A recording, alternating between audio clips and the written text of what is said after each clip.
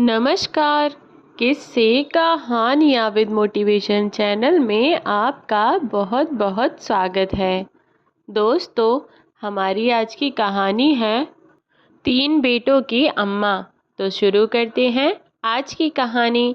कितनी ठसक में रहती थी अम्मा। आखिर 3 बेटों की माँ जो थी, अपनी जवानी के दिनों में जब पान चबाती हुई अपने सर को पल्ले से ढके शान से इधर उधर मटकती हुई निकलती, तो रमा काकी अक्सर अम्मा को टोक ही देती थी। क्या दीदी, सुबह सुबह कहाँ होली? हम तो अभी चौके बर्तन से ही ना उभरे, नहाना धोना ना हुआ, और एक तुम हो 10 बजे नहीं कि पान चबाती निकल गई सारे ज़माने में घूमने। जब भी मैं अम्मा को टोकती, तब उसका हमेशा ही यही जवाब होता। अम्मा हंसते हुए कहती, अरे बहन, तुम्हारे घर में बेटी है तो उसे देखते रहो, बैठी रहो। मेरे घर में बेटी थोड़े ही हैं कि मैं उनकी रखवाली करती फिरी रहूं। मेरे तो बेटे ही बेटे हैं, उन्हें क्या देखना, जो मर्जी करें, जहां मर्जी जाएं। और वैसे भी घर में रहकर काम भी तो कोई हो। तुम्हारी तरह बस घर को ही थोड़े रगड़ना है कि बस हर समय उस घर को ही चमकाए पड़े हैं। मेरा मन तो एक ही काम में नहीं रमता। तुम करो एक ही काम, मैं तो थोड़ा घूमूं फिरूं। अरे भाई, आस पड़ोस की खबर लूं। जब हम लोग यहाँ रहते हैं तो हम लोगों को अपने आसपास की खबर भी तो होनी चाहिए कि हमारे आसपास में हो क्या रहा है। और वैसे भी जब तक अपने आस पड़ोस में जाकर इधर उधर की बात न ले लूं, तुम लोग तो जानते ही हो कि तब तक मेरे कलेजे को ठंडक ही कहाँ पड़ती है। मैं तो जब तक इधर उधर की खबर लूं, तब जाकर मेरे कलेजे को ठंडक मिलती है। रमा काकी हंसकर रहे और निकल जाती आस पड़ोस का पता लेने कि किसके घर में क्या हो रहा है। हम भी क्या ही कहते, बस कह दिया करते कि जाओ दीदी, जिसका जहाँ मन रमाए राम। बस ऐसी ही कुछ अलबेली थी अम्मा। वह सुबह 4 बजे से उठकर घर का काम जल्दी जल्दी निपटा लिया करती थीं। नहा धोकर पूरा खाना सुबह ही बनाकर रख देती और फिर उसको ढक देती। बस इसके बाद अम्मा का काम खत्म। अब जिसको जब खाना हो खाए। बच्चों को स्कूल भेजने की कभी टेंशन ही नहीं थी अम्मा को। अगर बच्चों का मन करेगा तो जाएंगे, नहीं करेगा तो नहीं जाएंगे। बस अम्मा को तो जल्दी रहती थी, तो जल्दी से घर का काम निपटाकर उधर इधर इसके घर उसके घर घूमने जाने की खबर। खैर, बच्चे का तो सभी जानते हैं, बचपन में पढ़ने में मन किसका लगता है भला। बस कुछ ऐसे ही थे अम्मा के बच्चे। जब अम्मा को ही फिक्र न थी, तो बच्चे भला क्यों ही स्कूल जाने लगे, या फिर भला मन क्यों करने लगा उनका पढ़ने लिखने का। और कभी भूले बिसरे अगर बच्चों का मन कर भी गया, तो बस फिर बस्ता उठाया और चल दिए। और बच्चों के बाबूजी भी तो हद के निराले इंसान, कभी किसी बात से कोई मतलब ही नहीं। कहाँ गए बच्चे और कहाँ गई बच्चों की अम्मा, क्या खाया क्या बनाया कोई मतलब नहीं। चौके जाकर जो भी मिल गया चुपचाप भोग लगाकर निकल गए। 2 ही बार तो चौके में कदम रखते थे बच्चों के बाबूजी, एक बार दिन में और एक बार रात को। दोनों ही समय बेचारों को जो मिल जाए खाकर रेडियो घुमाते और निकल जाते। अब बच्चे भी निकल जाते, पिता भी नहीं रहते, तो फिर अम्मा ही क्या करती। वह भी अपनी तरह निठल्लों को ही ढूंढते घूमती, और जहाँ मिल जाते बातों के लच्छे फिर तो ऐसे घुमाती कि घंटे 2 घंटे यूं ही निकाल देती और पता भी न चलता। वैसे भी अम्मा की पूजा पाठ में कोई भी खास रुचि नहीं थी। बस उसने पूजा के काम को भी ऐसे पता था कि नहाने के साथ एक काम होता है जिसको पूजा कहते हैं, और जो बिना नहाए नहीं करते।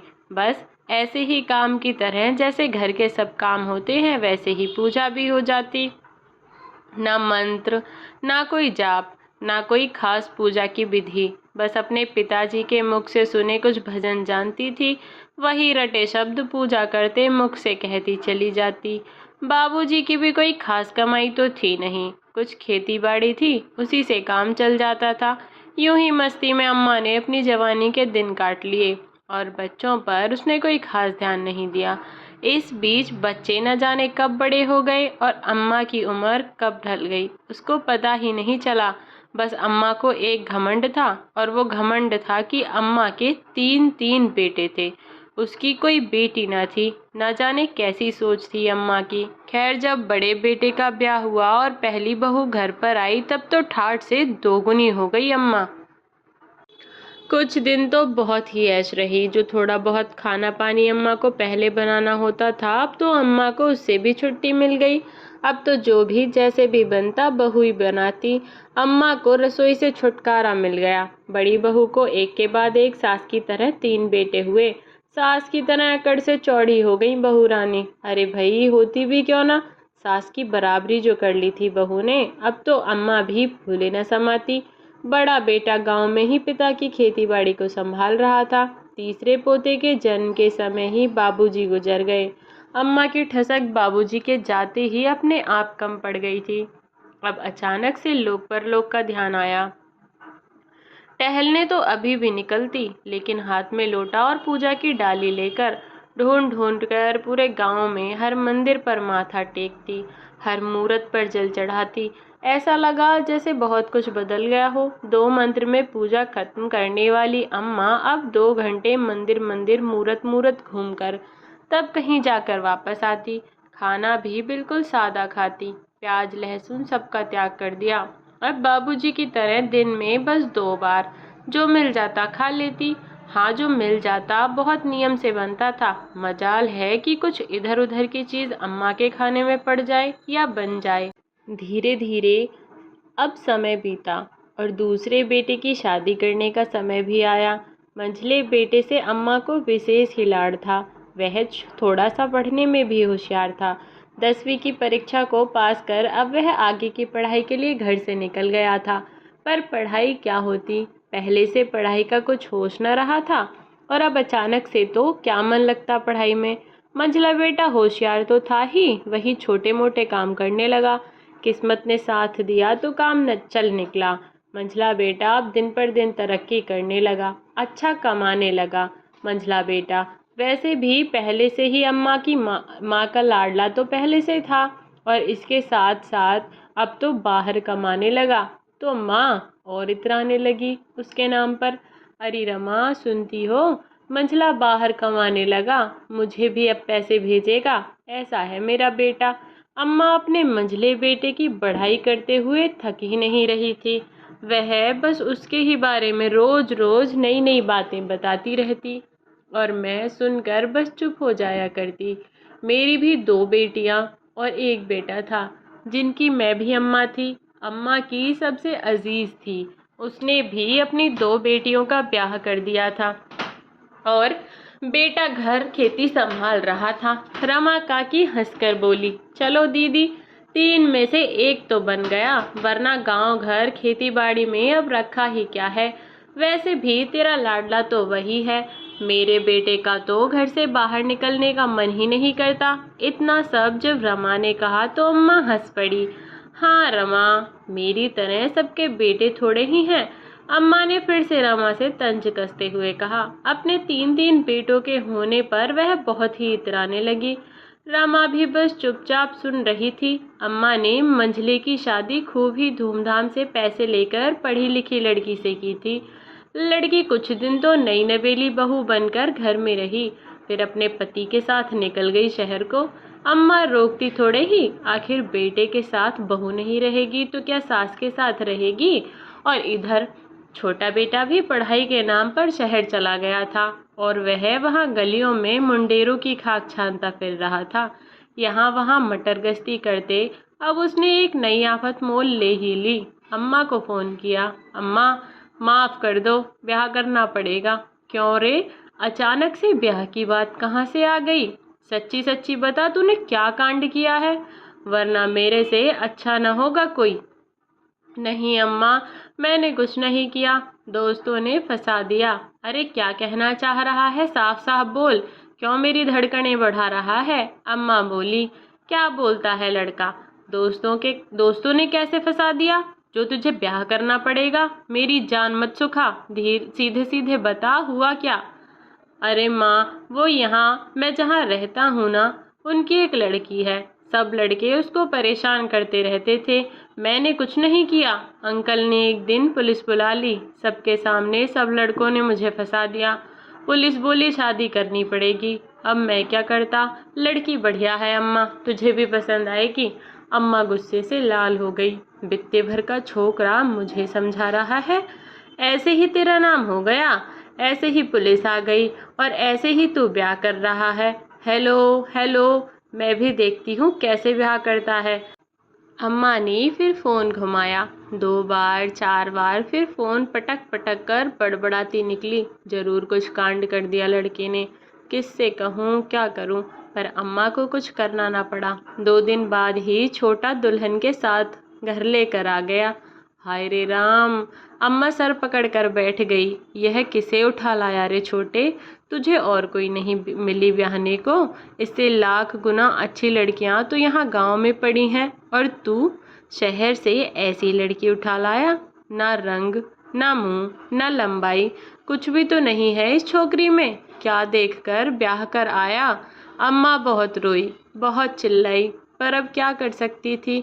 सर पीट पीट कर ब्याह तो हो गया, और लड़का अपनी घरवाली के साथ बहुत खुश था।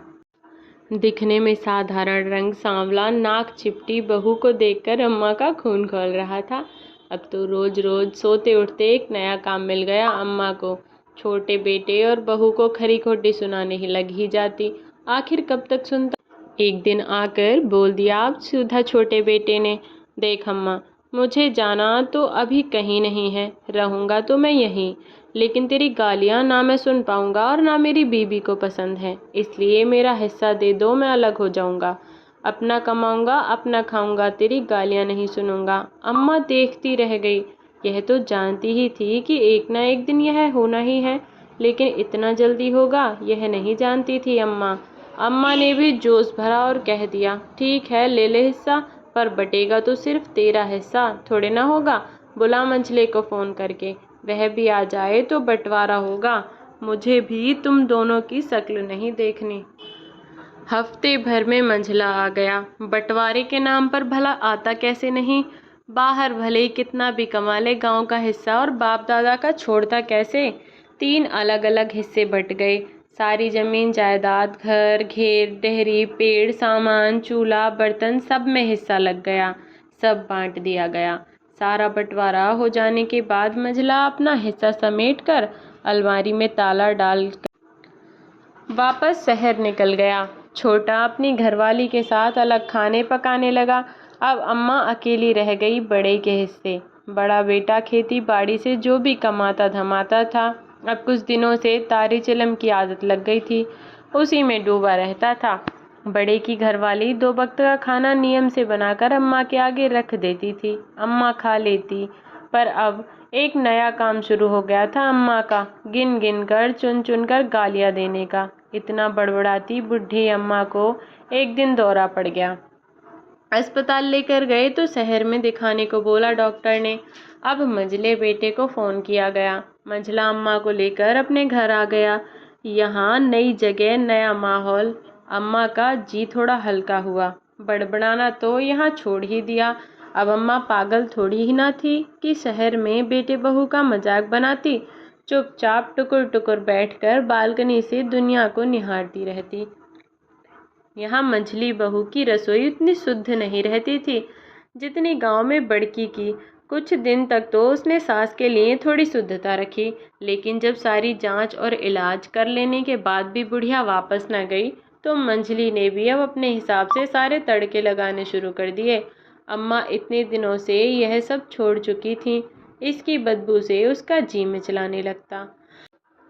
छोटे से घर में भले वह खाती न थी, लेकिन बदबू से यहाँ वहाँ कहीं बैठ भी न पाती थी।